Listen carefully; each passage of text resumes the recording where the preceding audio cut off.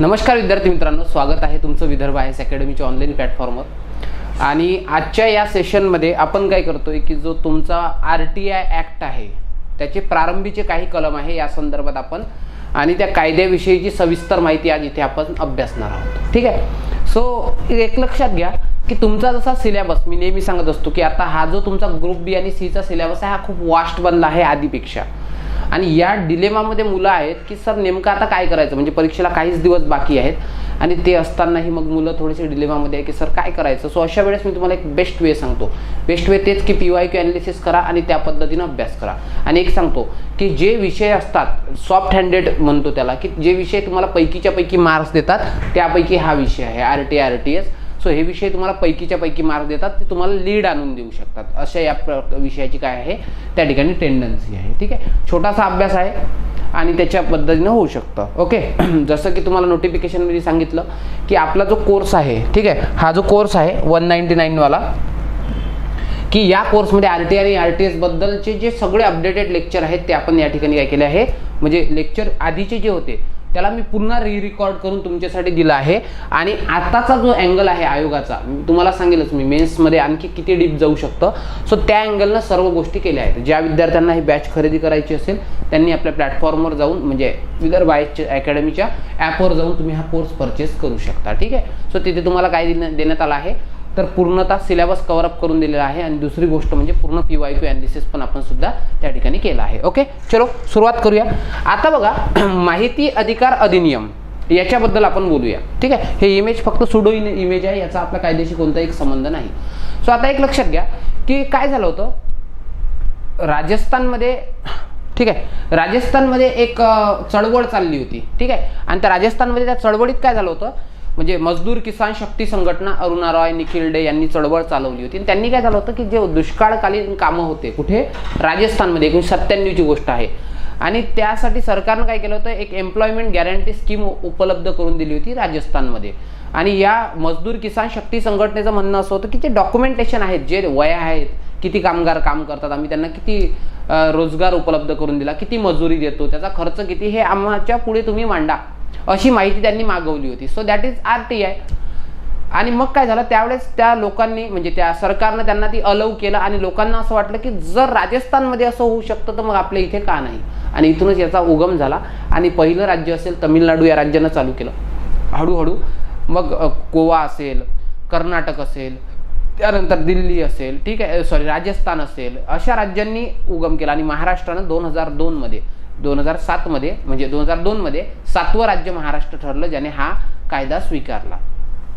आता काय झालं बऱ्याचशा राज्यांनी म्हणजे 9 राज्यांनी असे कायदे केले होते आणि 3 राज्यांची विधेयकं त्या ठिकाणी खितपत पडून होती। ठीक आहे, पण काय झालं लोकांचं म्हणणं असं झालं की बाबा हे जे राज्यांचे कायदे आहेत हे तुटक कायदे आहेत, कारण की राज्य जर कायदा करत असेल तर आपल्या मेंटॅलिटी प्रमाणे करते।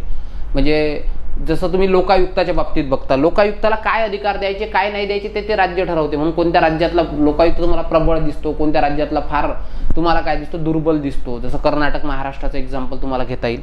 सो असं काय झालं अशा प्रकारचे कॉन्फ्लिक्ट एक प्रकारे अनेक राज्यांमध्ये निर्माण झाला। मग केंद्रीय कायद्याची मागणी त्या संदर्भात होऊ लागली आणि केंद्रीय कायद्याची जेव्हा मागणी होऊ लागली तेव्हा काय झालं त्यावेळी अटल बिहारी वाजपेयी सरकारनं लोकांना आश्वासित केलं की आम्ही अशा प्रकारचा कायदा आणू। आणि अटल बिहारी वाजपेयी सरकारनं त्यावेळी काय केलं 1997 ला एक विधेयक मांडलं, जे विधेयक पारित व्हायला 5 वर्ष लागले।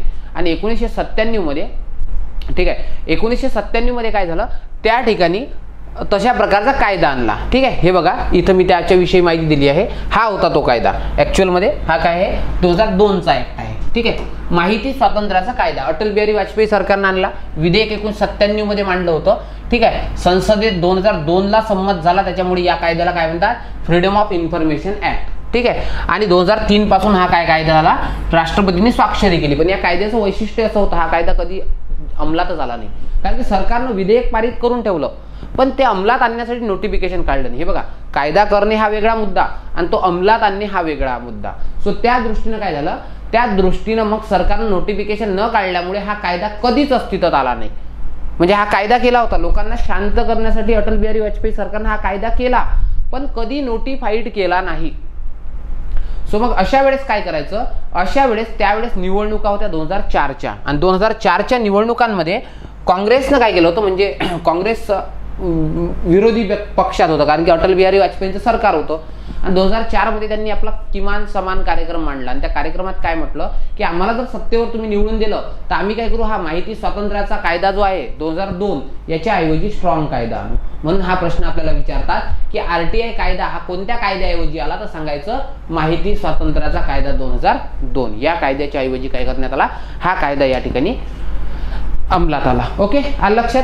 चलो ठीक आहे. हां, सो एक आणखी नोटिफिकेशन सांगतो की कायद्याचं पुस्तक, ठीक आहे, म्हणजे कायदे RT आणि RTS हे मेन्सच्या कायद्यांचं पुस्तक आपलं विदर्भ IAS अकॅडमीचं तुम्हाला 2 ते 4 दिवसात इथून अवेलेबल होईल. ठीक आहे, तुम्हाला काय करायचं आहे की त्या संदर्भात जेव्हा तुम्हाला टेलिग्राम चॅनलवर किंवा यूट्यूबवर नोटिफिकेशन येईल त्यानंतर तुम्हाला अकॅडमीशी कॉल करून संपर्क करून त्या प्रकारे तुम्ही ते पुस्तक परचेस करू शकता. त्या पुस्तकाची विशेषता अशी आहे की या पुस्तकामध्ये आपण संपूर्ण कायदा परीक्षेच्या अँगलनं कंप्लीट केला आहे. आणि दुसरी गोष्ट की त्यामध्ये तुमचे आजपर्यंतचे म्हणजे 2011 पासून तर आता RTIचे 2011 पासून 2022 पर्यंतचे सगळे PYQ कव्हरअप केले आहेत. तसंच 2015 पासून RTS कायद्याचे 2022 पर्यंत सगळे जे आहेत ना आपण PYQ त्या ठिकाणी अवेलेबल केले आहेत. सो त्या अँगलनं तुम्हाला दिसेलच. ओके, सो मी तुम्हाला एक श्युअरिटी देईल की हे पुस्तक वापरल्यानंतर तुम्हाला इतर कोणताही बेअर ॲक्ट वापरायची गरज नाही किंवा नाही. सो जशी परीक्षेची डिमांड आहे त्या पद्धतीने आपण काय केलं आहे, या पुस्तकाला मॅनेज केलं आहे. ओके, चलो ठीक आहे. आता बघा, मग लक्ष द्या. काय झालं की UPA गव्हर्नमेंट आलं. UPA गव्हर्नमेंट मनमोहन सिंह यांच्या नेतृत्वाखाली आला आणि या गव्हर्नमेंटनं काय म्हटलं की आम्ही काय करतो, आता माहिती स्वातंत्र्याचा अधिनियम जो आहे 2000 याच्याऐवजी नवीन कायदा आणतोय. आणि त्यांनी आपल्या प्रॉमिसला ते जागले. ठीक आहे, आणि प्रॉमिसला जागल्याबरोबर त्यांनी काय केलं, ठीक आहे, आल्याबरोबर डिसेंबर 2004 लक्षात ठेवा, वर्षाच्या शेवटी डिसेंबर 2004ला एक विधेयक मांडलं. कारण की हे होतं हिवाळी अधिवेशन आणि हिवाळी अधिवेशनात असं विधेयक मांडलं सत्तेत आल्यानंतर. आणि विधेयक मांडल्यानंतर याला मे 2005ला लोकसभेत संमती मिळाली.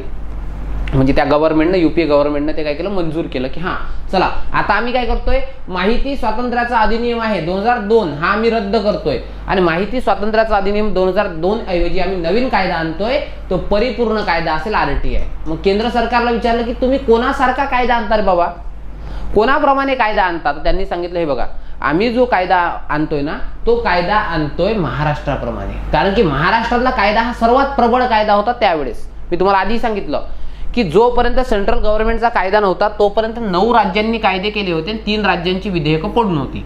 ठीक आहे, आणि या 9 राज्यांमध्ये 7वं राज्य जे होतं ते महाराष्ट्र होतं आणि या महाराष्ट्राचा सर्वात प्रबळ कायदा होता. कारण की हा कायदा महाराष्ट्रानं केला, महाराष्ट्र माहिती अधिकार अधिनियम. ठीक आहे, मी तुम्हाला दाखवतो इथे एक मिनिट फक्त.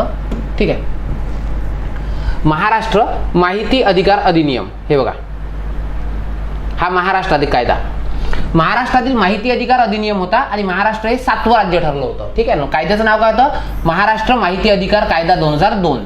ठीक आहे, लक्षात ठेवायचं. ऍक्च्युअल मध्ये जर तुम्ही बघितलं सेन्स म्हणजे रेफरन्स जर गव्हर्नमेंटचे रेफरन्स जर वापरले तर तुम्हाला महाराष्ट्र 6व्या नंबरवर देतं, पण आयोग काय करतं त्याचं उत्तर देतं 7वं राज्य म्हणून. लक्षात ठेवा. ठीक आहे, सो 7वं राज्य ठरलं आणि कायद्याचं नाव होतं महाराष्ट्र माहिती अधिकार अधिनियम 2002.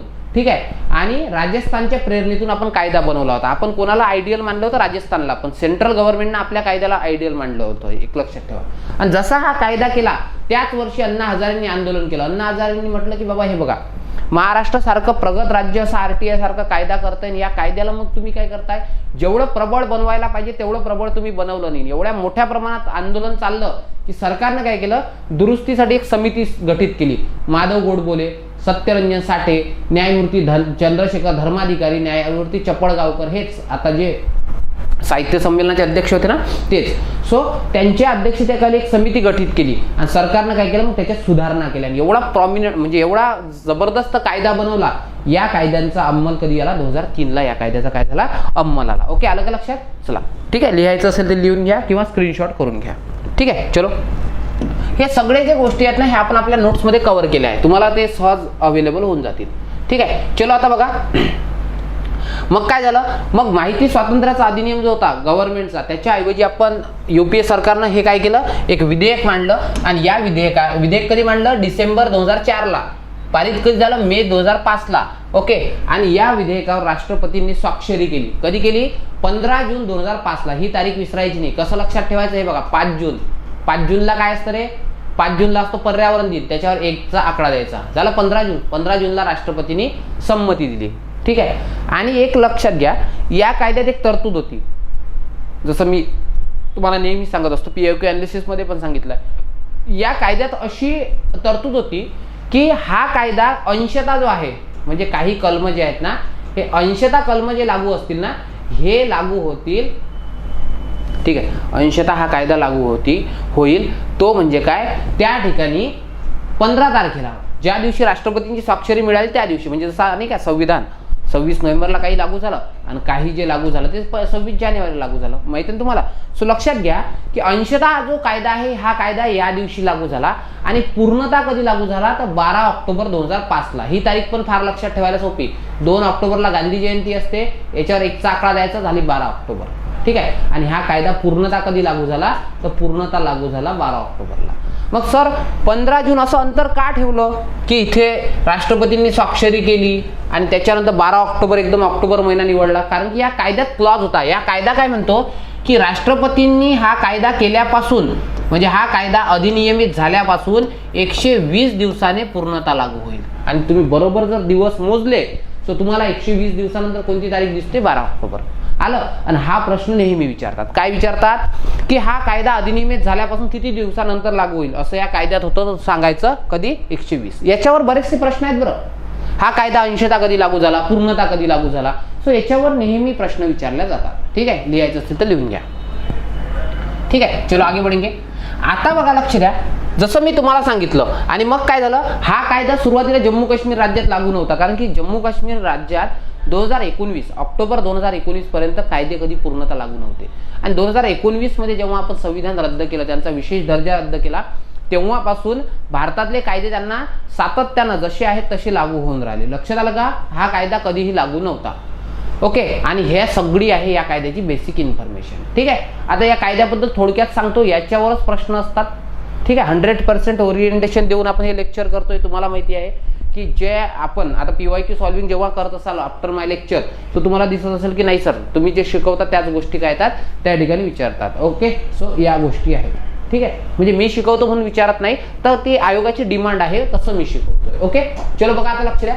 आता या कायद्याच्या संदर्भात जर तुम्ही अभ्यासलं, ठीक आहे, तर या कायद्याचा क्रमांक 22 आहे. आता हा क्रमांक काय असतो सर, तर लक्षात घ्या. समजा फॉर एक्झाम्पल या वर्षी अधिवेशन झालं, म्हणजे या अधिवेशनात सरकारनं काय केलं, 50 कायदे केले. मग आता कायदा कसं ओळखायचं, तर कायदा असं ओळखत असतात, त्याला नंबरिंग असतं. 1 नंबरचा कायदा, 2 नंबरचा कायदा, आणि अनुक्रमे 22वा जो कायदा केला ना, तो कायदा कोणता होता, RTI नावाचा कायदा होता. आलं का लक्षात? ठीक आहे. चलो आता या कायद्यात एकूण प्रकरणं किती आहे, तर 6 प्रकरणं आहेत. आणि लक्षात ठेवायचं, कोणत्याही कायद्याचं पहिलं प्रकरण असतं प्रारंभिक. पहिलं प्रकरण कोणतं असतं, प्रारंभिक. आणि शेवटचं प्रकरण कोणतं असतं, संकीर्ण. संकीर्ण म्हणजे काय, की ज्या तरतुदी कोणत्याच अँगलमध्ये बसत नाही ते. ठीक आहे. त्याच्यानंतर जर तुम्ही बघितलं तर तुम्हाला दुसऱ्या नंबरचं हे काय दिसेल, ते दिसेल माहिती अधिकार आणि सार्वजनिक प्राधिकरणावरील आबंधने. ठीक आहे. माहिती अधिकार आणि सार्वजनिक प्राधिकरणावरील आबंधने असं प्रकरण क्रमांक 2 आहे. या प्रकरणाच्या हेडिंगवर प्रश्न आलेत बरं, हे लक्षात ठेवा. हे 1 नंबरचं प्रकरण, हे 2 नंबरचं प्रकरण, नंतर प्रकरण नंबर 3 ते काय आहे, केंद्रीय माहिती आयोग. ठीक आहे. केंद्रीय माहिती आयोग. प्रकरण नंबर 4 राज्य माहिती आयोग. ठीक आहे. आणि नंतर मग त्यांचे अधिकार कर्तव्य वगैरे याच्याविषयी बोललोय. पुढे बघूच आपण अनुक्रमणिका. कळलं का? म्हणजे या कायद्यात एकूण अनुसूची किती आहेत रे, तर 6 अनुसूची आहे. लक्षात ठेवा. किती अनुसूची? 6 अनुसूची आहेत. ओके. 6 अनुसूची किंवा प्रकरण, सॉरी अनुसूची नाही, प्रकरण. ठीक आहे. अनुसूची नाही, एकूण प्रकरण किती आहेत त्या ठिकाणी, तर 6 आहेत. त्यानंतर भाग म्हणू शकतो आपण त्याला. ओके. कलम किती आहेत या कायद्यात? या कायद्यात कलम 31 कलम आहेत. ठीक आहे. 31 नंबर मध्ये आहेत. RTS मध्ये किती आहेत, 30 आहे. इथे एक जास्त आहे. ठीक आहे. त्याच्यानंतर याच्यात अनुसूची किती आहेत, या कायद्यामध्ये 2 अनुसूची आहेत. लक्षात ठेवायचं. 2 कोणत्या अनुसूची आहेत, अनुसूची क्रमांक 1 त्याच्यामध्ये आहे आयुक्तांनी घ्यावयाची शपथ, म्हणजे शपथेचा नमुना त्या ठिकाणी दिला आहे. ठीक आहे. आणि प्रकरण अनुसूची क्रमांक 2 आहे, याच्यामध्ये काय आहेत, याच्यामध्ये आहेत गुप्त वार्ता व सुरक्षा संघटना. आता तुम्हाला वाटत असेल सर गुप्त वार्ता आणि सुरक्षा संघटना काय असतात तर लक्षात ठेवा, हा देशाच्या दृष्टीने महत्त्वाच्या संघटना, ईडी आहे, रॉ आहे, ठीक आहे, त्याच्यानंतर IB आहे, ठीक आहे, त्यानंतर SSB आहे, ओके, उड्डयनची अशी संस्था ती आहे.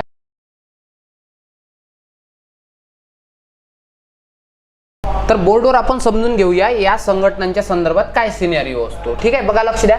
काय आहे, अनुसूची क्रमांक 2 आहे जसं मी तुम्हाला सांगितलं. ठीक आहे, मग या अनुसूची क्रमांक 2 मध्ये कोणत्या संघटना आहेत रे? संघटना आहेत सर त्या म्हणजे गुप्त वार्ता आणि सुरक्षा संघटना. ह्या देशाच्या संरक्षणाच्या दृष्टीनं, ठीक आहे, देशाला गुप्त वार्ता पुरवण्याच्या दृष्टीने महत्त्वाच्या संघटना असतात, गुप्त वार्ता व सुरक्षा संघटना. ठीक आहे, आता एक लक्षात ठेवायचं, एव्हा ना ह्या ज्या संघटना असतात ह्या RTIच्या कक्षेत येत नाही, म्हणजे याच्यावर तुम्ही RTI दाखल करू शकत नाही अशी या कायद्यात तरतूद आहे. म्हणजे अनुसूची 2 मध्ये आज जर मी एखादी संस्था टाकली, समजा विदर्भ IAS अकॅडमी टाकली फॉर एक्झाम्पल सांगतो या, किंवा गव्हर्नमेंटचं एखादं मंत्रालय टाकलं, समजून घ्यायचं ते RTIच्या कक्षेच्या बाहेर गेलं, तिथं RTI नावाचा प्रकार नसतो. ठीक आहे, पण एक इथे तरतूद आहे की जर यांच्यावर 2 गोष्टीचे आरोप असतील, कोणकोणते आरोप असतील? यांच्यावर पहिला आरोप असेल भ्रष्टाचार, ठीक आहे, आणि दुसरा आरोप असेल तो म्हणजे ह्युमन राईट्स, म्हणजे मानवी हक्काचं उल्लंघन. काय सांगितलं मी तुम्हाला? बघा लक्ष द्या. पहिला आरोप काय असेल यांच्यावर? भ्रष्टाचार, आणि दुसरं असेल मानवी हक्काचं उल्लंघन. अशा वेळेस मात्र हे RTIच्या कक्षेत येतात. मग सर कुठेही कोणी RTI टाकू शकते का? तर नाही. लक्षात ठेवायचं, यांच्यावर जेव्हा या 2 कारणावरून RTI टाकायचा असेल तर यांच्यासाठी लागते पूर्व परवानगी. मग आता सर पूर्व परवानगी जी आहे, ठीक आहे, जी आहे ही कोणाची घ्यायची? राष्ट्रपतीची घ्यायची का? तर नाही, ती घ्यायची केंद्रीय माहिती आयोग. ठीक आहे, आणि केंद्रीय माहिती आयोगाने त्यावेळी काय केली? परवानगी दिली की मग या आयोगावर असलेले भ्रष्टाचार आणि मानवी हक्काचे उल्लंघन यासाठीच आपण काय करू शकतो? मी त्या माहिती मागू शकतो, आणि त्याच्यासाठी कालावधी किती आहे? 45 दिवस. आणि एक लक्षात ठेवायचं, प्रश्न कुठे असतो नेहमी माहिती आहे का? इथे असतो. ह्या काय असतात? ह्या कायद्यातल्या छोट्या छोट्या गोष्टी असतात. लक्षात ठेवायचं, कधीही MPSCचा एक थंब रूल आहे. MPSC काय म्हणते माहिती आहे का? रेग्युलर पेक्षा ज्या गोष्टी अपवादामध्ये मोडतात ना त्या गोष्टीवर MPSC प्रश्न विचारते. हे लक्षात असू द्या. ओके, चलो लिहून घ्या. ठीक आहे, समजलं का? मग काय सांगितलं? हा 22 नंबरचा कायदा होता. त्याच्यानंतर या कायद्यात काय 6 एकूण प्रकरण आहेत, 31 कलम आहेत, 2 अनुसूच्या आहेत, दोन्हीवर आपण बोललेलो आहोत. जोडपत्र 3 आहेत. जोडपत्र म्हणजे काय? नमुने असतात, फॉर्मचे नमुने असतात. मग सर कोणकोणते जोडपत्र आहेत तर लक्षात घ्या. अ मध्ये आहे अर्जाचा नमुना, म्हणजे माहितीचा अर्ज असतो ना त्या अर्जाचा नमुना. आणि एक लक्षात ठेवा, माहितीचा अर्ज हा नमुन्यातच केला पाहिजे असं बंधन नाही. तुम्ही कोऱ्या कागदावर जरी लिहून दिला तरी चालतं. ओके, पण लिखित असावा किंवा इलेक्ट्रॉनिक स्वरूपात. मौखिक चालत नाही. आयोग विचारता हा प्रश्न, मौखिक अर्ज चालत नाही. ठीक आहे, तोंडोतोंडीचे व्यवहार हे कुठे चालत नसतात? सरकार दरबारी चालत नसतात. नंतर ब आहे. ब मध्ये काय आहे? प्रथम अपीलाचा नमुना आहे. प्रथम अपील करताना अर्ज भरावा लागेल ना, सो लक्षात ठेवायचं प्रथम अपीलाचा नमुना त्या ठिकाणी आहे. ठीक आहे, आणि अनुसूची 3 मध्ये काय असेल? अनुसूची क मध्ये असेल त्या ठिकाणी द्वितीय अपीलाचा नमुना. कळलं का रे? किती सोपी आहे बघा बरं. आहे ना सोपी? अनुसूच्या पण पाठ झाल्या, त्यानंतर हे पण 3 गोष्टी पाठ झाल्या, आणि हे कलम पण. ओके, आलं लक्षात? आणि हे सांगितलं, हा कायदा लागू झाल्यापासून, अधिनियमित झाल्यापासून हा कायदा काय होईल? 120 दिवसानं पारित होईल. ओके, आलं लक्षात? चला लिहून घ्या. ओके, चला आता बघा लक्ष द्या. मग बघा या कायद्याच्या कलम 1 मध्ये काय तरतूद होती? की या कायद्याच्या कलम 1 मध्ये तरतूद होती, काही जे कलम आहेत हे कलम काय होतील? त्या ठिकाणी ज्या दिवशी कायदा लागू झाला म्हणजे अधिनियमित झाला त्याच दिवशी लागू होतील. मग ते कलम कसे लक्षात ठेवायचे बघा. पहिलं कलम आहे 4चं 1, 5चं 1 आणि 2. ठीक आहे, त्यानंतर 12 आहे, 13 आहे, 14ची जागा रिकामी ठेवायची, 15 आहे, 16 आहे, 17 आणि 18ची जागा रिकामी ठेवायची. कसं लक्षात ठेवलं बघा? कसं लक्षात ठेवलं रे आपण? सर लक्षात आम्ही ठेवलं ते म्हणजे सर्वात पहिले 4चं 1, 5चा 1 आणि 2 यावर कितीतरी प्रश्न आयोगाने विचारले आहेत. 12, 13, 14ची जागा रिकामी ठेवली, तिथं लिहिला 24. 15, 16, 17ची जागा रिकामी ठेवून तिथं 27 केला आणि 18च्या जागी 28 केला. 9 कलम आहेत. किती? 9. हे बघा, हे 3, हे 3, 6, 7 आणि 2, 9 असे 9 कलम आहेत. हे 9 कलम काय झाले? ज्या दिवशी कायदा अधिनियमित झाला म्हणजे 15 जूनला त्याच दिवशी लागू झाले. आणि काही कलम जे आहेत ना हे त्याच्या 120 दिवसानं म्हणजे उर्वरित कायदा 120 दिवसांनी अधिनियमित झाला. आणि कधी? 2 ऑक्टोबरला 12 ऑक्टोबर केलं आणि पर्यावरण दिनाला 15 केलं. आलं का लक्षात इथपर्यंत? सो या पद्धतीने शिका. कोणत्याही गोष्टी इतक्या शांततेने शिकायच्या की पहिलं रिडिंग जे असतं किंवा पहिलं जे कन्सेप्च्युअल क्लॅरिटी जेव्हा आणतो तेव्हा ती शांततेने करायची, ठीक आहे. आणि तुम्हाला माहिती आहे की शांततेत काय असते, क्रांती असते. ओके चलो, सो सुरुवात करूया आपण या कायद्याला. हे होतं बेसिक. आता बघा, माहिती अधिकार अधिनियम. तुम्हाला आयोग प्रश्न विचारतो, एकदा आयोगाचा प्रश्न विचारून झाला, PYQ वर तुमची चांगली ग्रीप असली पाहिजे, ठीक आहे. आयोगाचा एकदा प्रश्न विचारून झाला. आयोगाने काय म्हटलं की जो तुमचा RTI आहे हा तुमचा संविधानिक अधिकार आहे का, म्हणजे तो तुमचा फंडामेंटल राईट्स आहे का किंवा मूलभूत अधिकार आहे का, तो उत्तर द्यायचं नाही.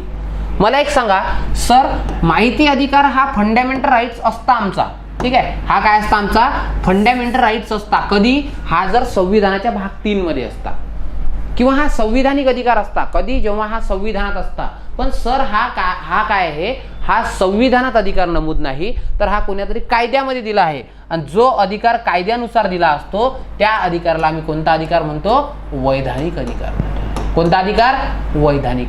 नाही इंग्लिशमध्ये लक्षात ठेवायचं स्टॅट्युटरी.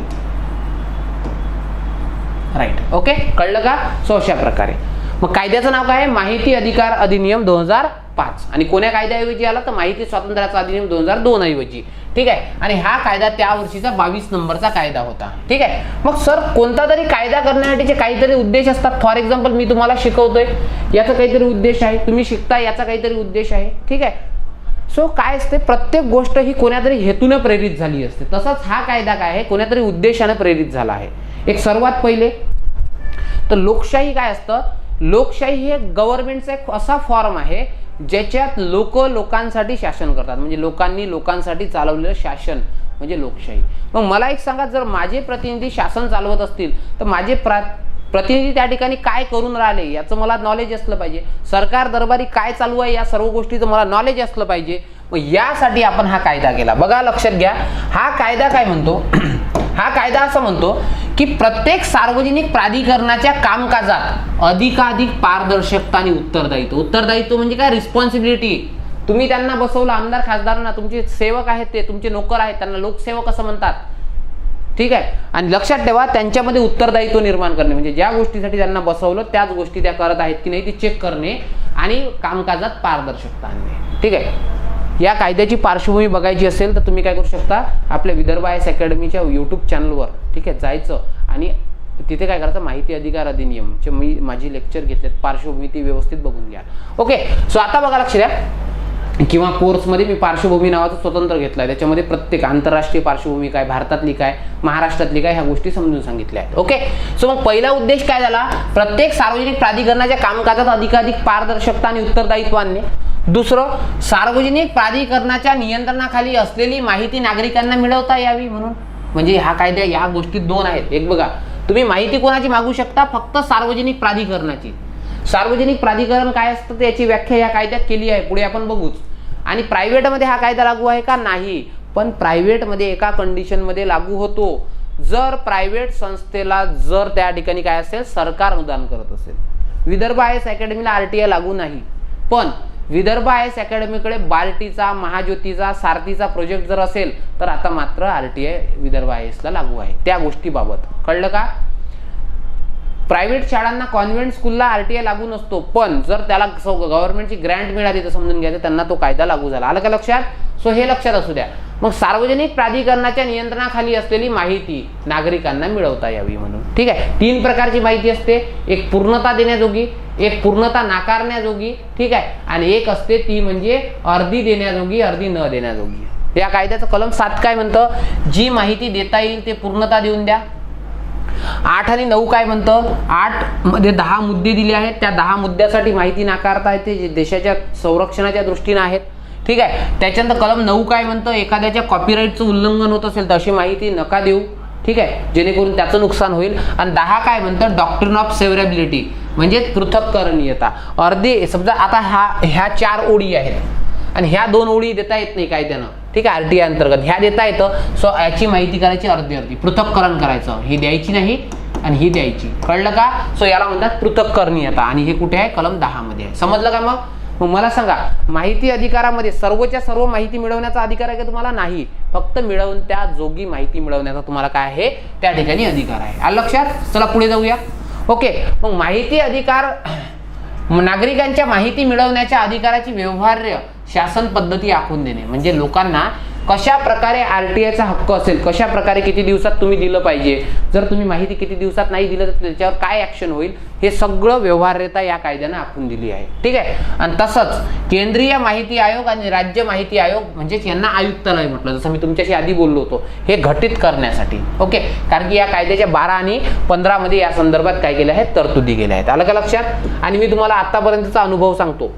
याच्यावर जर उद्देशानं प्रश्न आला त्याचं उत्तर वरीलपैकी सर्व असतं बहुधा. ठीक आहे, लक्षात असू द्या. पण तुम्ही एकदम फ्लो मध्ये उत्तर सोडवायचं नाही, कारण की आयोग दरवर्षी ट्रिकी बनवत असतो पेपरला. ठीक आहे. आता बघा इतर उद्देश काय आहे. इतर उद्देश आहे लोकशाही कार्यशील बनवणे. अगदी बरोबर. तुमचा जर वचप असेल, तुमच्या कर्मचाऱ्यांना माहित असेल की आपल्यावर कधी आरटीआय पडू शकतो, ते काय करतील, कार्यतत्परतेनं काम करतील. दुसरं, भ्रष्टाचाराला आळा घालणे. अगदी बरोबर. बरेचसे भ्रष्टाचार आहेत हे आरटीआयतून बाहेर पडले. फॉर एक्झाम्पल माझं गाव आहे, माझ्या गावात ग्रामपंचायतनं 14व्या वित्त आयोगाचा निधीचा भ्रष्टाचार केला होता, मग त्यामुळे आरटीआय मधून तो उघडकीस आला. ठीक आहे. नंतर प्रशासनात लोकसहभाग वाढवणे. बरोबर, अगदी बरोबर. लोकांना जर तुम्ही असा अधिकार बहाल करत असाल तर लोकांचा सहभाग हा निश्चितपणे वाढणार आहे. ठीक आहे. त्यानंतर लोकशाही व्यवस्थेत नागरिकांना माहितीगार बनवणे. ठीक आहे. एक कुलवार नावाची केस आहे, श्री कुलवार वर्सेस. ठीक आहे. सो या केस जयपूर मनपा या केसमध्ये सरळ सांगितलं आहे, जर एखाद्या व्यक्तीला अभिव्यक्ती स्वातंत्र्य वापरायचं असेल, म्हणजे 19(1)(अ) लक्षात ठेवा, माहिती अधिकाराचा अधिनियम जो आहे, म्हणजे माहिती अधिकार जो आहे ना, या कलमामध्ये हिडन आहे. कोणत्या? 19(1)(अ). आयोग नेहमी विचारतो. ठीक आहे. आणि त्यावेळेस कुलवार केसमध्ये काय सांगितलं, कुलवार वर्सेस जयपूर मनपा या केसमध्ये सरळ सांगितलं सर्वोच्च न्यायालयानं. ठीक आहे. ही भारतातली पहिली केस होते ज्यामध्ये आरटीआय हा तुमचा काय आहे 19(1)(अ) मध्ये हिडन आहे असं सांगितलं होतं. तिथं काय सांगितलं या केसमध्ये, जर एखाद्या व्यक्तीला अभिव्यक्ती स्वातंत्र्य वापरायचं असेल तर त्या ठिकाणी काय केलं गेलं पाहिजे, तर त्या ठिकाणी त्याला माहिती दिली पाहिजे. आता मी तुमच्यासमोर का बोलतोय रे, इतक्या वेळ तासन तास का बोलू शकतो मी तुमच्यासमोर?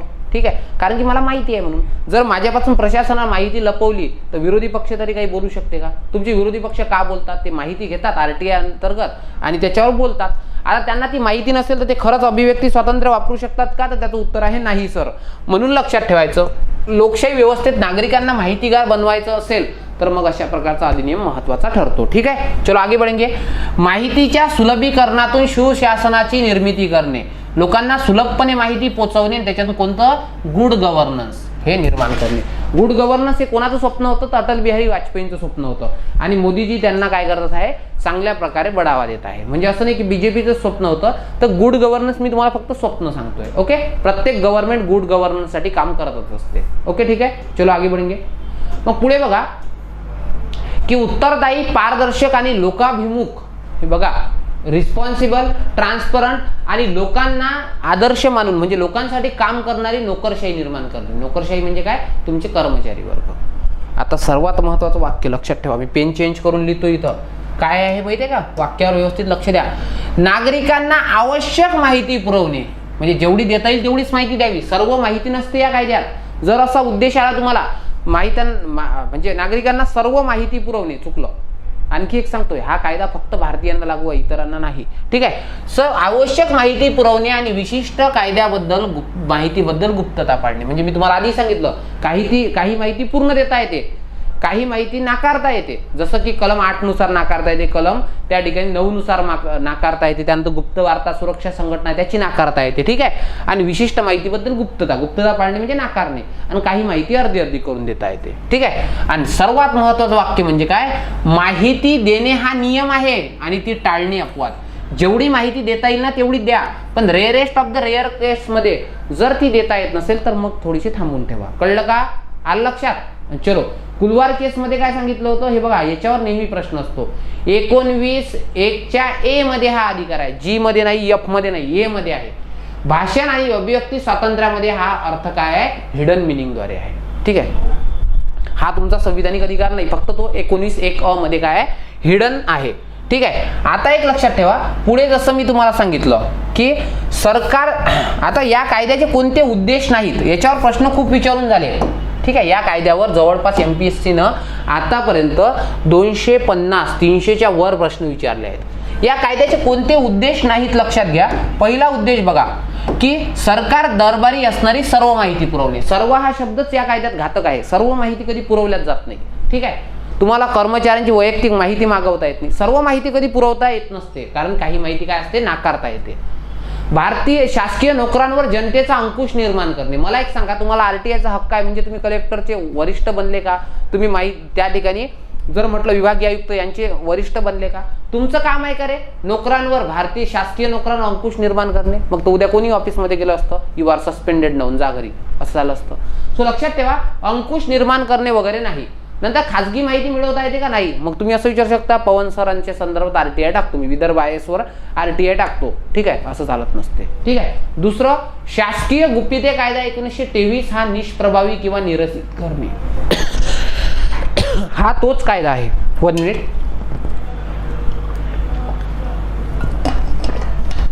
हा तोच कायदा आहे की जो कायदा इंग्रजांनी केला होता 1923 मध्ये. हा कायदा काय म्हणतो माहितीये का? शासकीय दरबारी असणारी जेवढी माहिती आहे लपवता येते तेवढी लपवून टाका. ठीक आहे. पण आरटीआय काय म्हणतो, जेवढी देता येईल तेवढी द्या. आणि लक्षात ठेवा, आज दोन्ही कायदे काय जिवंत आहेत. म्हणून आयोगाने एकदा प्रश्न विचारला होता की शासकीय गुप्तते कायदा 1923 आणि आरटीआय हे दोघंही समांतर पद्धतीने लागू आहेत का? हो आहेत. फक्त एक आहे, दोघं भांडत नाहीत. हा जेव्हा लागू असेल तेव्हा आरटीआय बाजूला असतो, आणि आरटीआय जेव्हा लागू असतो तेव्हा हा असतो. दोघांची भांडणं झाले तर आरटीआय काय असतो, वरचढ असतो. ठीक आहे. आणि एक लक्षात ठेवा, दोन्ही कायद्याचा उद्देश काय? देशाचं संरक्षण हाच आहे. ठीक आहे. कारण की गव्हर्नमेंटची पूर्णतः माहिती देताही येत नाही आणि पूर्णतः नाकारताही येत नाही. ओके, चलो. आणि माहितीचा अधिकार काय आहे? वैधानिक अधिकार आहे, हा संविधानिक नाही, कारण तो संविधानानुसार नाही. कळलं का एवढं? आलं का लक्षात? इथपर्यंतच्या डिस्कशनमध्ये काय आलं? इथपर्यंतच्या डिस्कशनमध्ये तुमच्या हेच लक्षात आलं की ह्या कायद्याचे उद्देश काय आहे, या कायद्याची प्रारंभिक माहिती काय आहे. ठीक आहे. जसं मी तुम्हाला सांगितलं होतं, या कायद्याचं प्रकरण 1 हे प्रारंभिक आहे. प्रकरण 2 माहितीचा अधिकार आणि सार्वजनिक प्राधिकरणावरची आबंधन आहे. कसं लक्षात ठेवायचं आहे बघा. ए फॉर आरंभ, याला 1 2 3 4 5 6 ला काय करायचं? नंबरिंग करायचं. हे बघा, 1 नंबरचा भाग, 2 नंबरचा भाग, 3 नंबर, 4 नंबर, 5 नंबर, 6 नंबर. 1 नंबरचा प्रारंभिक असतो, 6 नंबरचा काय असतो? त्या ठिकाणी असतं काय? संकीर्ण. एवढं समजतं ना? बी फॉर, 2चं अक्षर कोणतं येतं? बी. बी फॉर बंधने. बी फॉर काय आहे? बंधने. मग दुसऱ्या भागाचं वर्डिंग काय आहे? माहितीचा अधिकार आणि सार्वजनिक प्राधिकरणावरील आबंधने. कळलं? कळलं का? भाग 3 मध्ये सी आहे. सी म्हणजे सेंट्रलचा इन्फॉर्मेशन कमिशन. समजलं का? सेंट्रलचा इन्फॉर्मेशन कमिशन. ठीक आहे. त्याच्यानंतर डी. Okay, 4 number. आता डी आहे. सो डी ला काय करायचं माहिती आहे का? डी ला करायचं एखाद्या राज्याचं नाव. फॉर एक्झाम्पल दिल्लीचं घेऊ. सो काय करायचं? त्या ठिकाणी दिल्ली इन्फॉर्मेशन कमिशन. म्हणजे काय लक्षात ठेवायचं की राज्याचा. ठीक आहे. राज्याचा काय आहे त्या ठिकाणी. नंतर आता आहे त्या ठिकाणी ई. ठीक आहे. ई मध्ये काय करायचं? ई मध्ये इज स्पेशल वर्क. ठीक आहे. ई मध्ये काय? Is special work. सो अशा प्रकारचे अनेक सारे ट्रिक्स मी तुम्हाला देतोच, पुढे दिसतीलच तुम्हाला. कळलं का? हे बघा, बी फॉर बंधने, C for CIC, D for त्या ठिकाणी DIC म्हणजे दिल्लीचा म्हणजे लोकलचा कोणताही राज्य माहिती आयोग. ई मध्ये स्पेशल वर्क. 6वा भाग संकीर्ण. झाले का सर्व भाग पाठ? झाले पाठ? चलो, याला फोडतोय. मग बघा, पहिला भाग आहे प्रारंभिक. ठीक आहे. दुसरा जो भाग आहे, दुसरा भाग आहे माहितीचा अधिकार आणि सार्वजनिक प्राधिकरणावरील आबंधने. तिसरा भाग आहे केंद्रीय माहिती आयोग. चौथा भाग कोणता आहे? तो आहे राज्य माहिती आयोग. 5 मध्ये स्पेशल वर्क आहे, अधिकार, कार्य, अपील आणि शास्ती. आणि 6वा भाग काय आहे? संकीर्ण. एकूण कलम किती आहेत? 31. आलं लक्षात? चलो, आता इथपर्यंत सगळ्या गोष्टी तुमच्या कव्हरअप झाल्या. ठीक आहे. याच्या पुढे काय करतोय आपण? शिकतोय आता सुरुवातीचे काही कलम. ठीक आहे. तुम्हाला सांगतो प्रश्न इझिली कसे टॅकल करत असतात. ओके, चलो आगे बढेंगे. आता बघा, कोणत्याही कायद्याचं कलम 1 जे असतं, कोणत्याही कायद्याचं कलम 1 जे असतं ते असतं संक्षिप्त नाव, व्याप्ती आणि प्रारंभ. काय असतं कलम 1? त्या कायद्याचं नाव. मला सांगा, कायद्याचं नाव काय? माहिती अधिकार अधिनियम 2005. व्याप्ती कुठं आहे? व्याप्ती सर जेव्हा कायदा लागू झाला तेव्हा जम्मू काश्मीर सोडून उर्वरित भारताला होता. ठीक आहे. पण त्यानंतर आता ऑक्टोबर 2019 पर्यंत पासून हा कायदा संपूर्ण भारतात लागू आहे. आयोग काय प्रश्न विचारते माहिती आहे का? हा कायदा सुरुवातीपासून संपूर्ण भारतात लागू होता का? तर नाही. सुरुवातीला जम्मू काश्मीरला नव्हता, आता झाला. ठीक आहे. समजलं? मग संक्षिप्त नाव समजलं का? माहिती अधिकार अधिनियम 2005. व्याप्ती काय? संपूर्ण भारतभर. सध्या कुठे आहे? संपूर्ण भारतभर. ठीक आहे. त्यानंतर प्रारंभ कधी झाला? सर अंशतः प्रारंभ झाला, तो झाला 15 जून 2005 ला. ठीक आहे, आणि पूर्णतः प्रारंभ झाला तो म्हणजे 12 ऑक्टोबर 2005 ला. आलं लक्षात? कोणते कलम सर? या 15 जूनला तर आमच्या पाठ आहे 4(1), 5(1), 2, त्यानंतर 12, 13, 14ची जागा 24 ला दिली, 15, 16, 27 आणि 28 असे 9 कलम लागू झाले होते. ठीक आहे, आणि उर्वरित कलम कितव्या दिवशी? 120. 2 महिन्या का रे? नाही सर, 2 महिन्यानं म्हणजे काय, काही दिवस तर मग असंही असू शकतं ना, 28चा महिना असू शकतो. सो उत्तर 2 महिने पाहिजे नाही, फक्त किती पाहिजे? 120 दिवस. आलं लक्षात? कलम 1 समजलं का? चलो कलम 2. याच्यावर एकूण एका गोष्टीवर प्रश्न विचारलाय. कलम 2, कोणत्याही कायद्याचं कलम 2 जे हे असतं ना, हे व्याख्या कलम असतं. म्हणजे एखादा कायदा असतो त्याला अपवाद.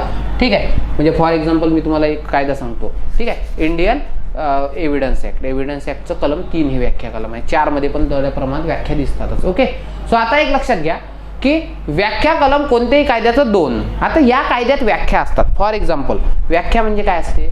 व्याख्या म्हणजे कोणत्या गोष्टीला काय म्हणावं. आता समजा फॉर एक्झाम्पल बॉटल. मग आता बॉटल कशाला म्हणायचं? तर मग याचं वर्णन केलं असतं की याला हे अशी गोष्ट दिसली की याला बॉटल म्हणायची. आणि विदर्भ IAS अकॅडमीची बॉटल अशी व्याख्या असेल तर हा लोगो दिसला इथं मागे, जब तक तोडेंगे नाही तब तक छोडेंगे नाही हे दिसलं तर विदर्भ IASचा लोगो. ठीक आहे, सो ह्या व्याख्या असतात. कारण की कायद्यामध्ये प्रत्येक गोष्ट डिफाईन असली पाहिजे. जर नसेल तर मग काय होतं माहिती आहे का? त्या ठिकाणी भांडणं होतात त्याचे अर्थ लावण्यासाठी. ठीक आहे, चलो सर आम्हाला ना व्याख्येवरचे प्रश्न सॉल्व्ह होत नाही, ते आयोग काही विचारतं. आयोग काय विचारतं? आयोग तुम्हाला विचारतं की बाबा या ठिकाणी, ओके, या ठिकाणी याचं व्याख्या कलम कोणतं असेल, त्याचं व्याख्या कलम कोणतं असेल असं विचारतं ना. सो त्याच्यासाठी एक बेस्ट ट्रिक सांगतो तुम्हाला, माहिती आहे का? त्यासाठी काय करू आपण? थोडंसं गुगल करू. ठीक आहे, गुगल तुम्हाला प्रत्येक गोष्टीचा हे देतं, बरं आन्सर देतं. आता बघा,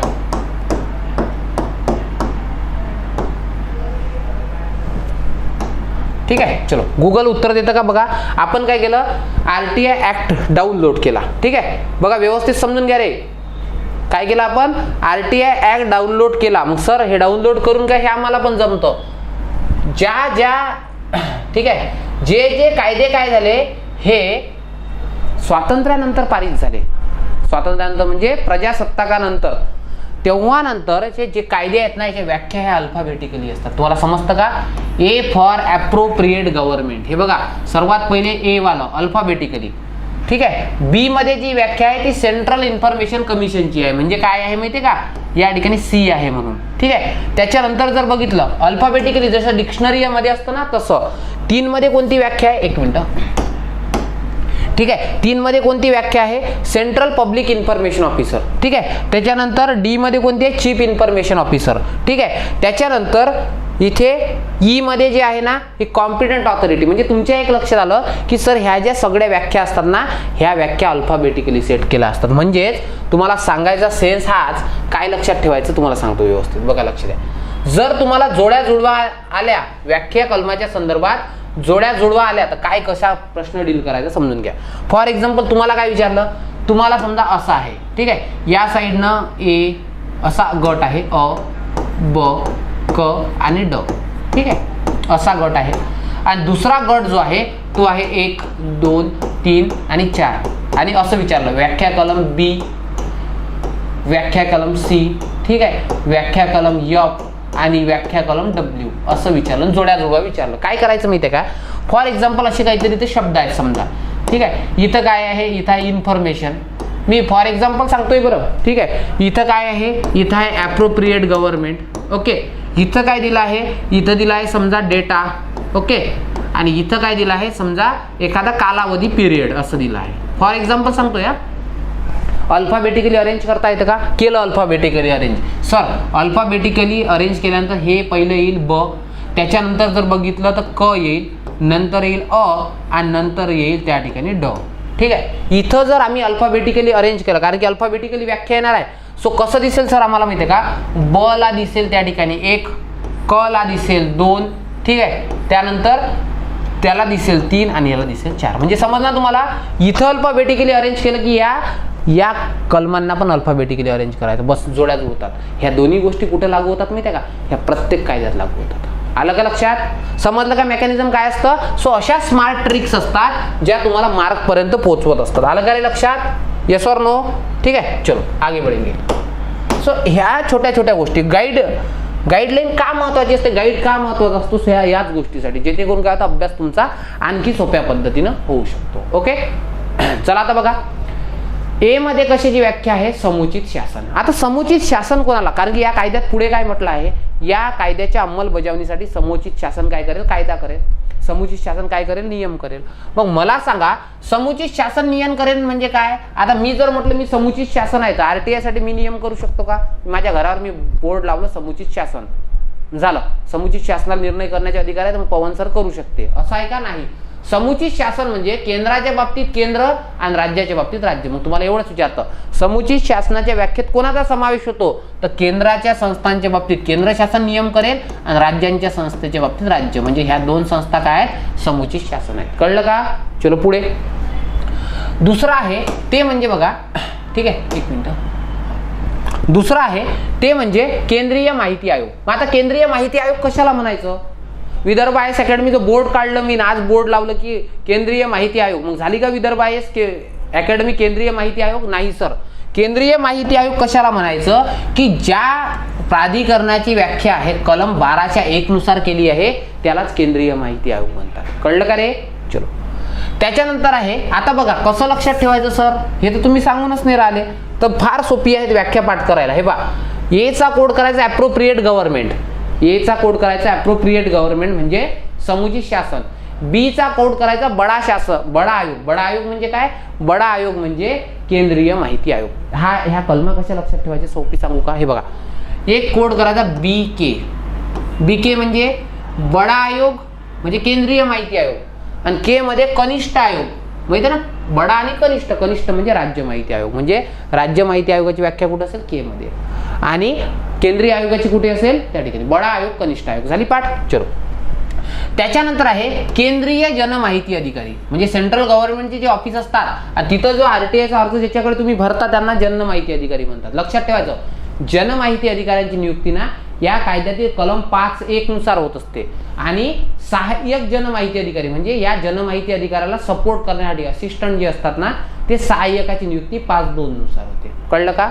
मग कसं लक्षात ठेवायचं सर, सी मध्ये जो आहे ना तो सेंट्रलचा जनमाहिती अधिकारी आहे. काय सांगितलं, सी मध्ये सेंट्रलचा जनमाहिती अधिकारी आहे आणि एम मध्ये कोण आहे, राज्याचा जनमाहिती अधिकारी. मग कसं लक्षात ठेवायचं, सीएम सेंट्रलचा जनमाहिती अधिकारी आणि महाराष्ट्राचा जनमाहिती अधिकारी. कळलं का. सेंट्रलचा जनमाहिती अधिकारी आणि महाराष्ट्राचा. लक्षात ठेवायचं दोन्ही जनमाहिती अधिकाऱ्याची नियुक्ती या कायद्याचा कलम 5च करतो. आलं लक्षात. चलो बीके समजलं, बडा आयोग, कनिष्ठ आयोग. याचा काय केला आपण, ॲप्रोप्रिएट गव्हर्नमेंट, ठीक आहे. सीएम सेंट्रलचा आयोग, महाराष्ट्राचा आयोग. चलो आगे बढ़ेंगे. आता आहे सर त्या ठिकाणी, ओके, त्या ठिकाणी आहे नंतर मुख्य माहिती आयुक्त. आता मुख्य माहिती आयुक्त म्हणजे काय, हे केंद्रातले आहे. केंद्रीय माहिती आयोग असतो ना आणि तिथले जे सगळे काम करणारे लोक, काम करणारे म्हणजे तिथले जे अधिकारी असतात, ठीक आहे, तिथल्या ज्या आयोगावर जे असतात त्यांना काय म्हणतो आपण, मुख्य माहिती आयुक्त आणि माहिती आयुक्त. समजलं का. बघा लक्ष द्या, A for appropriate government, B for बडा आयोग 12(1) नुसार, ठीक आहे. त्याच्यानंतर के फॉर कनिष्ठ आयोग 15(1) नुसार, ठीक आहे. सी मध्ये सेंट्रलचा जनमाहिती अधिकारी, एम मध्ये स्टेटचा जनमाहिती अधिकारी. दोघांची नियुक्ती 5(1) 5(2) या कलमानुसार होतो, ठीक आहे. त्यानंतर डी मध्ये काय आहे, दिल्लीत बसणारे के मुख्य माहिती आयुक्त आणि माहिती आयुक्त, म्हणजे हे कुठले असतील, हे सेंट्रलचे माहिती आयुक्त असतील आणि यांची नियुक्ती कोणत्या कलमानुसार, ते 12(3) नुसार, ठीक आहे. आणि मग हे दिल्लीत बसणारे असतील तर एल फॉर लोकलचे आयुक्त. लोकलचे म्हणजे राज्य माहिती आयुक्त आणि इतर आयुक्त. समजलं का रे. कळलं का, व्यवस्थित समजून राहिलं, ठीक आहे. बघा आता डी मध्ये दिल्लीचे माहिती आयुक्त आणि एल मध्ये लोकलचे. ओके चलो, हे बघा 12(3) नुसार त्यांच्या नियुक्त्या होत असतात. पुढे जाऊया. हे कलम जेव्हा तुम्ही शिकाल ना तेव्हा आणखी चांगल्या प्रकारे कळतील. आगे बढ़ेंगे, ठीक आहे. आता पुढचं कलम बघा काय म्हणतं, एक मिनिट. हा पुढचं कलम आहे ई मध्ये आहे सक्षम प्राधिकारी. सक्षम प्राधिकारी म्हणजे काय असतात, याला म्हणतात इस्टॅब्लिश ऑफिसर. यांना काय म्हणायचं, यांना म्हणायचं इस्टॅब्लिश ऑफिसर. इस्टॅब्लिश म्हणजे काय, फॉर एक्झाम्पल मी तुम्हाला समजून सांगतो की जसं केंद्र सरकार आणि राज्य सरकारसाठी, म्हणजे केंद्र सरकारच्या संस्थांसाठी केंद्र सरकार कायदा करते, राज्यासाठी राज्य सरकार कायदा करते, तसे काही प्राधिकरण आहेत. त्याच्यामध्ये आरटीआय कशा पद्धतीनं लागू करावा यासाठी काही अधिकारी नेमून दिले आहेत. म्हणजे ह्या ज्या संस्था आहेत ह्या देशातल्या सर्वोच्च ऑटोनॉमस इन्स्टिट्यूट आहेत. यांच्यामध्ये RTI संदर्भात नियम करावे लागतात.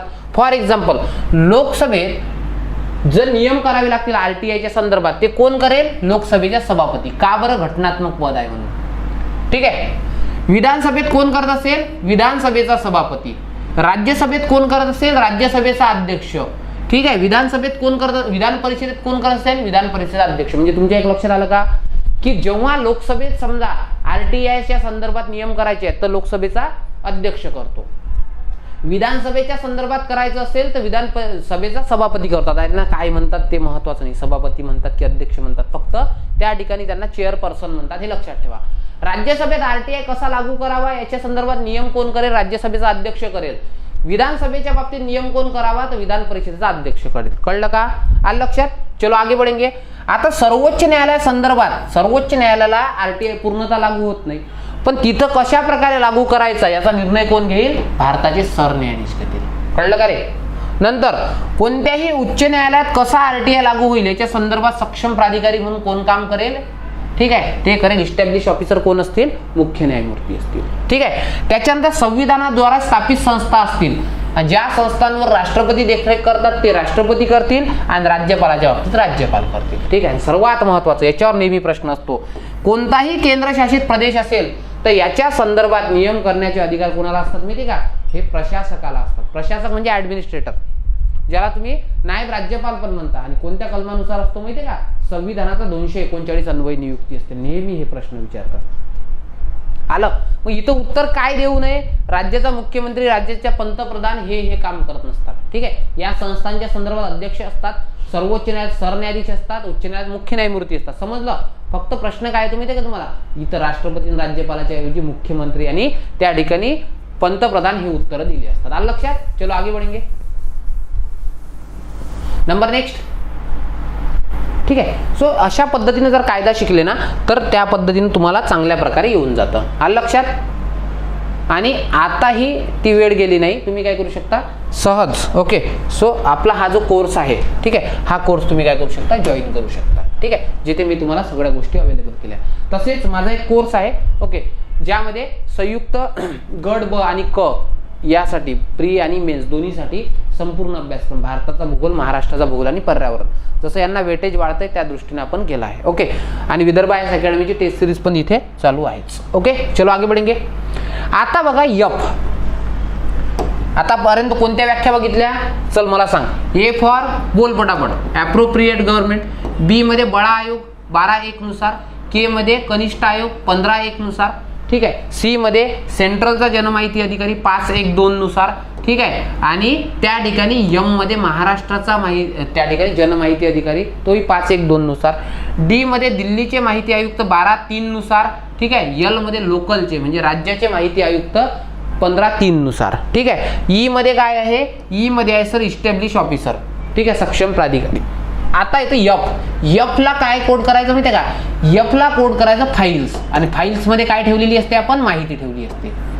एफचा कोड काय होतो? फाईल्स. आणि फाईल्स मध्ये काय ठेवली असते? माहिती. मग सर माहिती म्हणजे काय?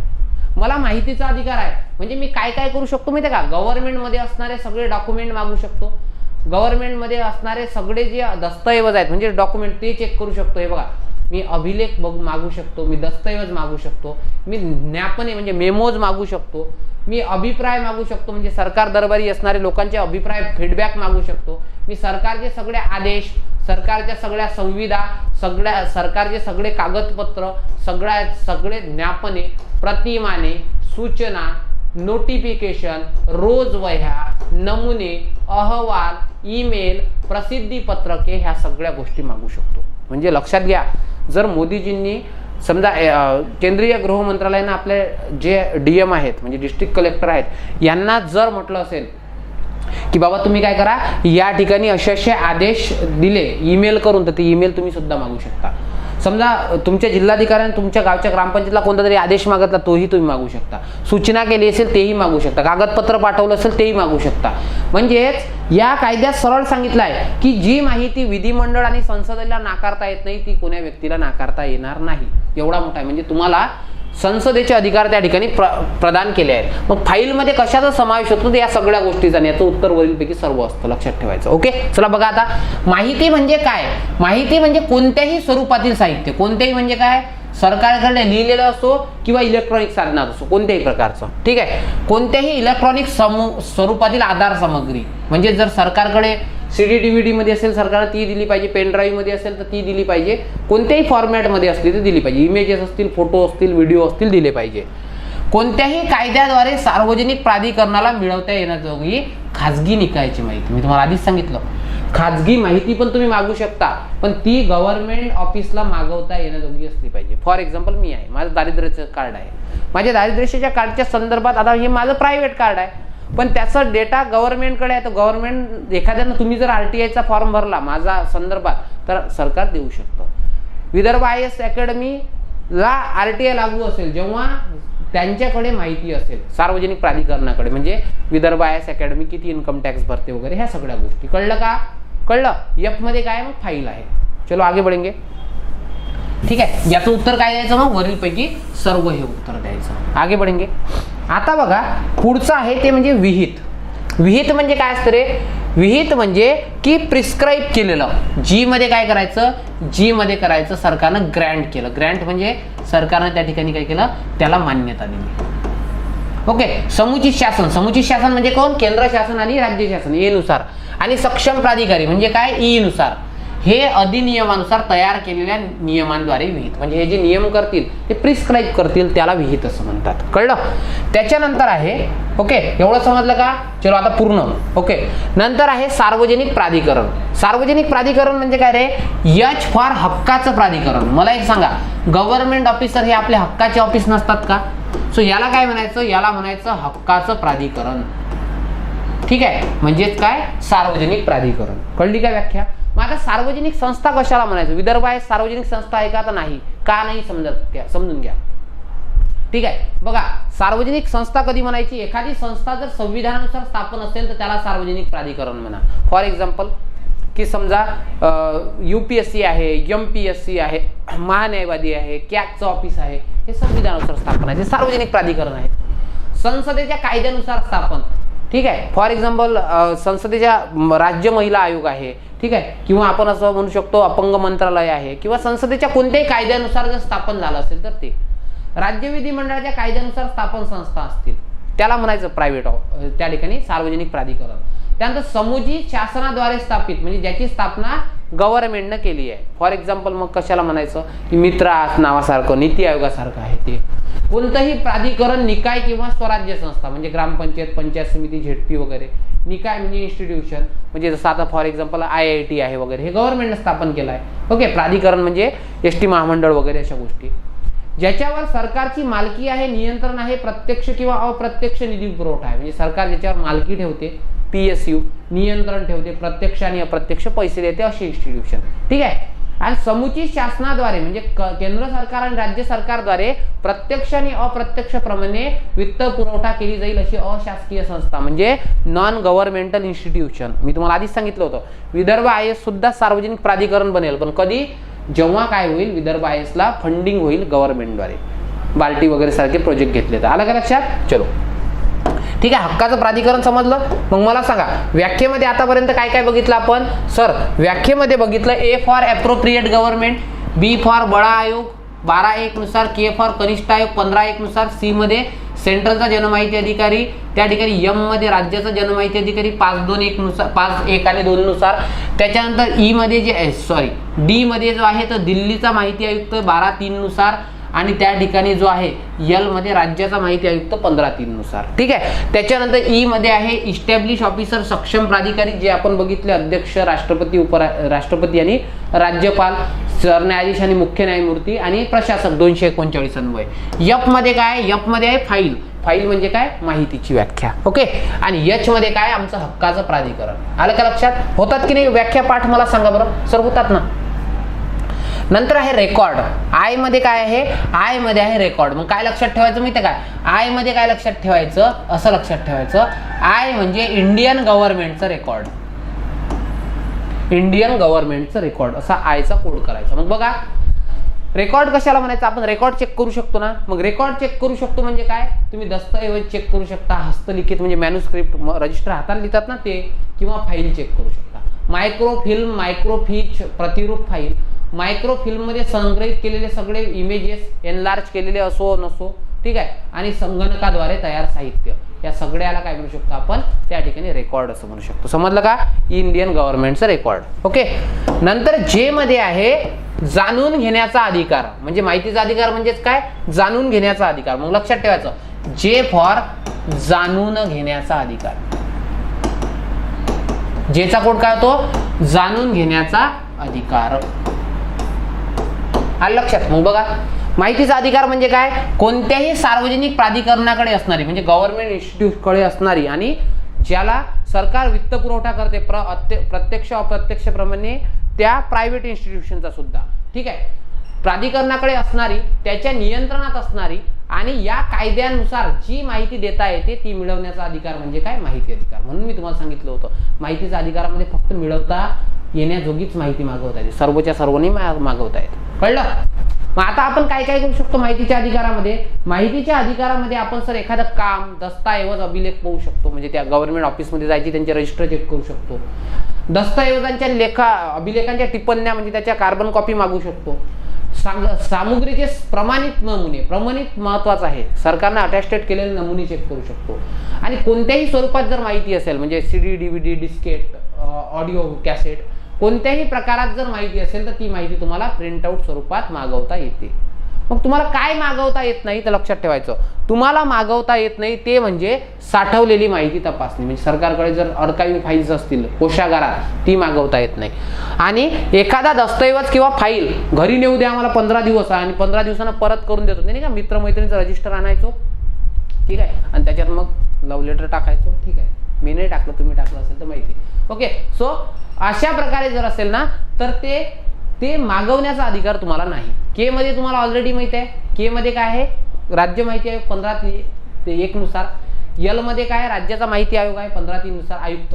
यम मध्ये काय, राज्य जनमाहिती अधिकारी आहे. आणि एन मध्ये काय आहे, त्रयस्थ पक्ष. त्रयस्थ पक्ष म्हणजे काय असतं, थर्ड पार्टी. काय आहे समजून घ्या. फॉर एक्झाम्पल समजा त्रयस्थ पक्ष कोणाला म्हणायचं, की नेहमी जे उदाहरण मी देत असतो तेच उदाहरण तुम्हाला देतो. फॉर एक्झाम्पल समजा MPSCतून टॉप केलं एका विद्यार्थ्यानं, ठीक आहे, MPSCचा टॉपर आहे, ठीक आहे, आणि हा टॉपर कोण आहे, समजा चौगुले सर आहेत, ठीक आहे, चौगुले सर. ओके. आणि आता काय केलं, RTI तुम्ही भरला, RTI भरला पवन सरांनी, RTIचा अर्ज कोण केला, पवन सरांनी केला. आणि पवन सरांचं म्हणणं काय MPSCला, की मला काय करा, तुम्ही जे चौगुले सर आहे या चौगुले सरांचे पेपर्स अवेलेबल करून द्या रायटिंगचे, मला बघायचं आहे त्यांनी एसे कसा लिहिला आणि मला तसे एसे लिहायचे आहेत. मला एक सांगा, माहिती मी माझी मागितली का, नाही. मी MPSCची मागितली का, नाही. माहिती कोणाची मागितली, मी तिसऱ्या पक्षाची मागितली, त्रयस्थ पक्षाची. समजलं का, त्रयस्थ पक्षाची. आणि मग काय असते या संदर्भात, जेव्हा मी अशी माहिती मागवतो तेव्हा काय असते, हे सार्वजनिक प्राधिकरण जे असते हे यांना विचारते तुमची माहिती मागवली देऊ का, 5 दिवसाची नोटीस देते की तुमची माहिती मागवली देऊ का. मग या व्यक्तीने काय केलं पाहिजे, 10 दिवसात उत्तर दिलं पाहिजे, याला म्हणतात अभिवेदन करणे. आणि त्यांनी जर म्हटलं द्या तरी देता येते, नाही द्या म्हटलं तरी देता येते. पण त्यांनी नकार दिल्यावर जर माहिती दिली असेल MPSCनं तर मग याला अपील करता येते. मी नाही म्हटल्यावर तुम्ही कशा प्रकारे केलं. मग प्रश्न काय येतो माहिती आहे का, त्रयस्थ पक्षाला अपील करता येतं का, तर करता येतं. त्याला नोटीस किती दिवसात द्यावी, ही 5 दिवसात. त्यांना अभिवेदन किती दिवसात दिलं पाहिजे, 10 दिवसात. कळलं का. म्हणून त्रयस्थ पक्ष म्हणजे काय, तर त्रयस्थ पक्ष म्हणजे माहिती मिळवण्याची विनंती करणारी नागरिका व्यतिरिक्त असलेली कोणतीही सार्वजनिक प्राधिकरण. बरोबर ना, नागरिक सोडून एखादी कंपनीची माहिती मागवताय, किंवा जो व्यक्ती माहितीचा अर्ज करतो तो सोडून इतर व्यक्ती. मी माझी माहिती मागवली का, नाही, दुसऱ्याची मागवली, म्हणजे तो काय आहे, थर्ड पार्टी आहे. व्याख्या झाल्या का रे पाठ, सांगा बरं, झाल्या का व्याख्या पाठ. हो सर आमच्या व्याख्या पाठ झाल्या. चला सांगा मला व्याख्या. बघा बरं कसं पाठ होत नाही. ए मध्ये ॲप्रोप्रिएट गव्हर्नमेंट, बी मध्ये बडा आयोग, सी मध्ये केंद्रीय जनमाहिती अधिकारी, ठीक आहे, डी मध्ये काय आहे, आयुक्त, केंद्रीय जनमाहिती आयुक्त, माहिती आयुक्त, ई मध्ये सक्षम प्राधिकारी, एफ मध्ये माहिती, ठीक आहे, जी मध्ये विहित, ओके, एच मध्ये काय आहे, आमचं हक्काचं प्राधिकरण आहे, ठीक आहे. त्याच्यानंतर ओके, त्याच्यानंतर आय मध्ये काय आहे, तर आय मध्ये रेकॉर्डची व्याख्या आहे, जे मध्ये जाणून घेण्याचा अधिकार, माहिती मिळवण्याचा अधिकार आहे, के मध्ये काय आहे, के मध्ये कनिष्ठ आयोग आहे, एल मध्ये काय आहे, लोकलचे जनमाहिती आयुक्त आहे. ओके, एम मध्ये काय आहे, तर त्या ठिकाणी महाराष्ट्राचे जनमाहिती अधिकारी आहेत. ओके, त्याच्यानंतर एन मध्ये काय आहे, त्या ठिकाणी त्रयस्थ पक्ष आहे. झालं की नाही पाठ. ॲप्रोप्रिएट गव्हर्नमेंट म्हणजे काय, केंद्र शासन, राज्य शासन. बी मध्ये बडा आयोग म्हणजे 12(1) नुसार, ठीक आहे. सी मध्ये 5(1)(2) नुसार सेंट्रलचे जनमाहिती अधिकारी. डी मध्ये काय आहे, 12(3) नुसार स्थापन नियुक्त झालेले माहिती अधिकारी. ओके, ई मध्ये काय आहे, तर ते सक्षम प्राधिकारी जे मी तुम्हाला सांगितले. एफ मध्ये काय आहे, माहिती आहे. जी मध्ये समुचित शासनानं सक्षम प्राधिकरणाने केलेले नियम आहेत. ओके, सार्वजनिक प्राधिकरण म्हणजे गव्हर्नमेंटचे प्राधिकरण. आय मध्ये रेकॉर्डची व्याख्या दिली आहे. जी मध्ये मिळवता येण्याजोगी माहिती मिळवण्याचा अधिकार आहे. आणि हे बाकीचं तुम्हाला माहितीच आहे. झालं की नाही व्याख्या पाठ. सो अशा प्रकारे एकदा वन टाइम अभ्यास करायचा. आता बघा माहितीचा अधिकार. माहितीचा अधिकार म्हणजे काय, या कायद्याचं कलम 3 लक्षात ठेवायचं. 3चा कोड करायचा सिटीझन. 3चा कोड काय करायचं, सिटीझन. सिटीझन म्हणजे काय, की भारतीय नागरिकांना माहितीचा अधिकार असेल. म्हणजे मी तुम्हाला एक सांगू का, हा अधिकार फक्त भारतीय नागरिकांना आहे, फक्त भारतीय नागरिकांना. सर्व भारतीयांना माहितीचा अधिकार असेल. मग कोणाला लागू नाही, परकीयांना लागू नाही. मग परकीयांचा राष्ट्रदूत असला आणि काही असला तरी लागू नाही. ठीक आहे, फक्त भारतीयांना लागू आहे. NRIला लागू नाही. म्हणजे भारतातील व्यक्ती जन्मानं दुसऱ्या देशात राहतात अशा व्यक्तींना हा लागू नाही. आणि एक लक्षात ठेवायचं, सुभाषचंद्र अग्रवाल ही केस आयोगाला विचारली आहे. सुभाषचंद्र अग्रवाल वर्सेस, ठीक आहे, काँग्रेस, ठीक आहे, आणि इतर 5 पक्ष. यामध्ये सरळ सांगितलं होतं की माहितीचा अधिकार हा राजकीय पक्षांना पण लागू आहे, कारण की सरकारकडून फंडिंग घेतात ना, म्हणून. कळलं. मग काय सांगितलं या ठिकाणी, याच ठिकाणी सांगितलं माहितीचा अधिकार कोणाला लागू आहे. नंतर कलम 4. कलम 4 काय म्हणतं, 3चा कोड समजला, सिटीजनला माहितीचा अधिकार असेल. डी होतो कोड 4चा. डी मध्ये आहे ड्युटीज. ड्युटीज म्हणजे काय, बंधनं. ड्युटी म्हणजे काय, बंधन आहे एका प्रकारचं. मग सार्वजनिक प्राधिकरणावरील बंधने. बघा इथं काय सांगितलं, की हा कायदा जसा लागू होईल तसा तुम्ही 120 दिवसाच्या आत काय काय केलं पाहिजे. यांच्यावर 120 दिवसात बंधनं. हा कायदा 120 दिवसानं का लागू केला तुम्हाला माहिती आहे का, कारण की 120 दिवसात आपल्याला ही सर्व प्रिपरेशन करायची होती. RTI कायदा फॉर एक्झाम्पल, की तुम्ही काय करता, तुम्ही लग्न एंगेजमेंट झाल्यानंतर लग्नाची डेट काही दिवसानंतर ठरवता. का ठरवता, तुम्हाला तयार करता आल्या पाहिजे. पत्रिका छापणे, पत्रिका वाटणे, कापड बस्ता विकत घेणे, ठीक आहे. सो अशा अरेंजमेंट वगैरे करायसाठी तुम्ही वेळ घेता ना, तसाच या कायद्याने 120 दिवसाचा वेळ घेतला. का बरं, त्यांना कोणतं कोणतं प्रिपरेशन करायचं होतं, तर त्यांनी ते प्रिपरेशन बघा काय केलं. ठीक आहे, त्यांनी सांगितलं, म्हणजे कायदाकर्त्यांनी सांगितलं की हे बघा, आता तुम्हाला 120 दिवसात ही प्रिपरेशन करायची आहे. कोणती, माहितीचा अधिकार मिळवणे सोयीस्कर होईल अशा पद्धतीनं तुमचं रेकॉर्ड मेंटेन करा. म्हणजे कुठं काही रेकॉर्ड लिहिलं आहे सरकारमध्ये असतं ना, तसं नाही, लोकांना सोयीस्कररित्या मिळवता येईल अशा प्रकारे तुम्ही काय करा, तयार करा. त्याची निर्देश सूची तयार करा. निर्देश सूची म्हणजे अनुक्रमणिका तयार करा, जेणेकरून तुम्हाला लगेच माहितीचा अधिकार भरला समजलं पाहिजे या कपाटात या फाईलमध्ये ते ठेवलं आहे.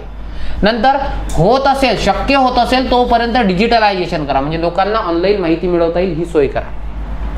नंतर 120 दिवसाच्या आत काय लागू करावं लागेल तुम्हाला, तर रचना, तुमच्या ऑफिसची रचना, कोणतं कार्य करते, कोणते कर्तव्य आहेत, कर्मचारी आणि अधिकारी यांचे अधिकार व कर्तव्य. कोणत्याही वेबसाईटवर गेलं की तुम्हाला हे दिसतंच. ठीक आहे, निर्णय घेण्याची कार्यपद्धती, पर्यवेक्षण आणि उत्तरदायित्व. आणि तसंच तुमच्या ऑफिसमध्ये जनमाहिती अधिकारी कोण आहेत, त्यांचे नाव व तपशील. याच्यातलं 4(1) आहे ना, हे सुरुवातीला लागू झालं होतं आणि हे 120 दिवसाच्या आतमध्ये लागू करायचं होतं. ह्या प्रिपरेशनला आपण वेळ घेतला. कळलं का.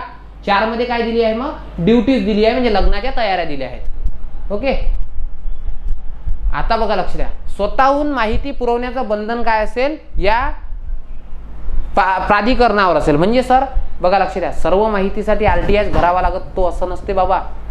काही RTI जो असतो ना, हा त्या ठिकाणी तुम्ही जर बघितलं ना, तर तुम्हाला काय दिसतो माहितीये का, तर स्वतःहून माहिती दिली असते. कोणी वेबसाईटवर जाऊन बघा, वेबसाईटवर गेलं की दररोज ज्या ज्या गोष्टी घडतात त्या सार्वजनिक प्राधिकरणामध्ये, त्याचा लगेच अपडेट तिथं वेबसाईटवर दिला जाते. MPSCची मीटिंग जरी झाली तरी ते काय टाकतात, सारांश टाकतात. का, कारण की या कायद्यानं कलम 4नं स्वतःहून माहिती पुरवण्याचं बंधन आहे. त्यांचं म्हणणं असं आहे की मुलगा रडल्यावरच आईनं दूध पाजलं पाहिजे असं नाही, तर ते रडण्याच्या आधी पण दूध पाजणे हा एक उपाय असू शकतो.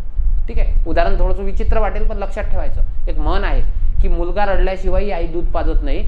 सो म्हणून ते उदाहरण दिलं की सरकारनं काय केलं पाहिजे, कोणतरी माहितीचा अर्ज मागण्याच्या आधीच ते वेबसाईटवर अवेलेबल करून दिलं पाहिजे. ठीक आहे. चला, म्हणजे रोगाच्या आधीच उपाय करून ठेवला पाहिजे. Precaution is more than cure.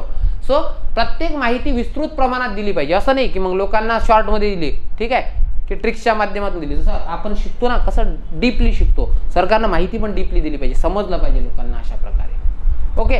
नंतर कलम 5. कलम 5 काय म्हणतं? जनमाहिती अधिकाऱ्यांना पदनिर्देशित करणे. मी तुम्हाला आधीच सांगितलं 5(1) नुसार जनमाहिती अधिकारी आणि 5(2) नुसार सहाय्यक. मग हे याची नियुक्ती किती दिवसात केली पाहिजे? तर 100 दिवसात. हे हायलाइटेड जे असतात ना, हे सर्वात इम्पॉर्टंट. मग आता कलम 5 आहे. 5 मध्ये काय? इस्टॅब्लिश्ड ऑफिसर आहेत, म्हणजे यांची काय आहे? यांना नियुक्त करणे. 5(1) मध्ये केंद्रीय जनमाहिती अधिकारी, केंद्राच्या ऑफिसमध्ये असेल तर केंद्रीय म्हणा, आणि राज्यात असेल तर राज्य जनमाहिती अधिकारी म्हणा. आणि यांना सपोर्टिंगला जे असतात उपजिल्हा स्तरावर, त्यांना काय म्हणतो? सहाय्यक जनमाहिती अधिकारी म्हणतात. लक्षात ठेवायचं. पण अर्ज जर तुम्ही या सहाय्यकाकडे केला आरटीआयचा, नॉर्मली आरटीआयची इन्फॉर्मेशन किती दिवसात दिली गेली पाहिजे? 30 दिवसात, बरोबर. पण अर्ज जर सहाय्यकाकडे केले तर 5 दिवस एक्स्ट्रा मिळतात. का बरं? कारण की हा अर्ज या अधिकाऱ्याकडे पाठवत असतो. हे अर्जाचं त्यांना ट्रान्सफर किती दिवसात केलं पाहिजे? 5 दिवसात. हेही विचारतात तुम्हाला. काय जर अर्ज सहाय्यक अपील म्हणजे अपीलीय अर्ज जर हा सहाय्यकाकडे केला असेल तर त्यांना 5 दिवसाची वाढ केली जाते, कारण की 5 दिवस त्याला नोटीस म्हणजे अर्जाचं हस्तांतरण करायला लागतात. सो आयोग इथं पण प्रश्न विचारतं आणि 35 दिवस कालावधी होतो हे पण विचारतं. आलं का लक्षात? मग सुद्धा सहाय्यक का नेमणूक करावी लागतात? तर लक्षात ठेवायचं, सहाय्यकाची नेमणूक काय होते? कारण हे बघा, एखाद्या सार्वजनिक प्राधिकरणाचा विस्तार अनेक शहरात असेल, ठीक आहे. सो अशा वेळेस फॉर एक्झाम्पल जिल्हाधिकारी आहे, जिल्हाधिकारी ऑफिसचे उपजिल्हाधिकाऱ्याचे जे ऑफिस असतात ते प्रत्येक डिव्हिजनवर असतात. सो अशा वेळेस काय असते? त्या ठिकाणी सहाय्यक असतात. म्हणजे आपलं जिल्हाधिकाऱ्याला आरटीआय न करता तुम्ही तुमच्या एसडीओ कडे करू शकता. आणि जर एकाच ऑफिसच्या अनेक साऱ्या शाखा एका शहरात असतील, म्हणजे एसबीआयची शाखा अमरावतीमध्ये खूप सारा विस्तार आहे, सो अशा वेळेस जनमाहिती अधिकारी असतो. आलं का लक्षात? ठीक आहे. सो हे काय होते? तुमचे कलम 1 ते 5 होते, ठीक आहे. सो याला एक चांगल्या प्रकारे करून घ्या, नोट्स प्रिपेअर करा, ओके, आणि चांगल्या प्रकारे अभ्यास करा. येणाऱ्या परीक्षेसाठी तुम्हाला खूप खूप शुभेच्छा. Thank you so much. Keep studying. जय हिंद.